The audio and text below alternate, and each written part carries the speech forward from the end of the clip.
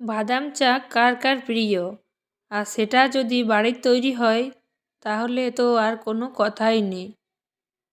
তো এটা তোমরা ভাবতে পারো যে আমি এটা গুড় দিয়ে তৈরি করেছি, কিন্তু এটাতে মোটে গুড় দেওয়া হয়নি। আর দেখো প্রতিটা বাদাম চা আমার কি সুন্দর খাস্তা হয়েছে, আর খেতেও পুরো দোকানের মতো টেস্টি হয়েছে। তো এই বাদাম চাটা আমি কিভাবে বানিয়েছি চলো সেটাই তোমাদের দেখিয়ে দিই। তো এখানে আমি নিয়ে নিয়েছি বাদাম, আর এই বাদামগুলো আমার বাড়িতে বেশ কিছুদিন ধরে রাখা ছিল, তাই ভাবলাম বাদামগুলোকে প্রতিদিন ভেজে না খেয়ে একটু আলাদা কিছু বানিয়ে খাওয়াই যায়। তাই আমি একটা কড়া বসিয়ে নিলাম, আর এরপর কড়াটাকে গরম করে বাদামগুলো দিয়ে দিলাম কড়াইয়ের মধ্যে, আর বাদামগুলোকে কম আঁচে সময় ধরে বেশ ভালো করে ভেজে নিতে হবে। আর বাদামগুলো এমনভাবে ভাজতে হবে যাতে বাদামটার কালারটাও চেঞ্জ হয়ে যায় আর খোসাগুলো ফেটে যায়, তাহলে জানবে যে বাদামটা পারফেক্ট ভাজা হয়েছে। তো আমার দেখো প্রতিটা বাদামের খোসা কিন্তু ফেটে গেছে। তো এটা একটু সময় ধরে ভাজবে, তবেই তাড়াতাড়ি খোসাগুলো ছেড়ে যাবে। আর তারপর আমি যতটা পরিমাণের বাদাম নিয়েছি ঠিক ততটা পরিমাণের আমি নিয়ে নিয়েছি চিনি। দুটো সমান পরিমাণের নিলে বাদাম চাটা খুব ভালো তৈরিও হয় আর খেতেও খুব ভালো লাগে।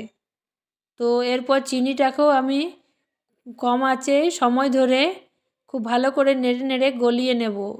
যদি নাড়া বন্ধ করে দিই তাহলে হয়তো তলাতে লেগে যেতে পারে, তাই এটা নেড়েই যেতে হবে।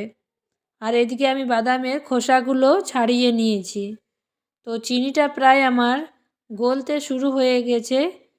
তো কখন তোমরা বুঝতে পারবে যে পুরোপুরি চিনিটা আমার তৈরি হয়েছে, যখন দেখবে চিনিটার কালারটা সাদা থেকে পুরো গুড়ের মতো একটা কালার চলে আসবে, তখনই জানবে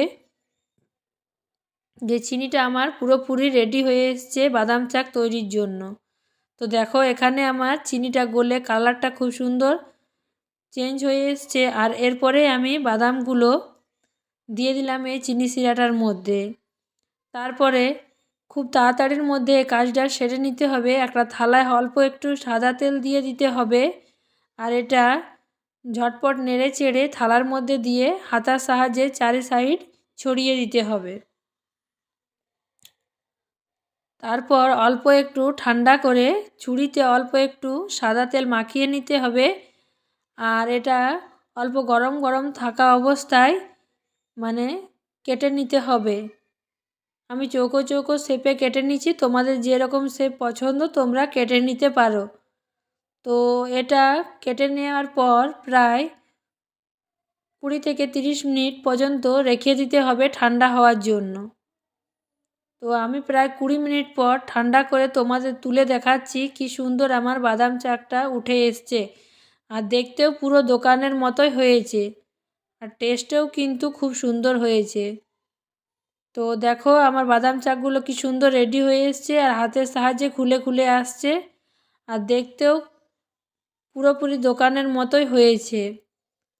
তো তোমাদের কার কার আমার এই বাদাম চাকের রেসিপিটা ভালো লাগলো অবশ্যই কমেন্টের মাধ্যমে জানাবে।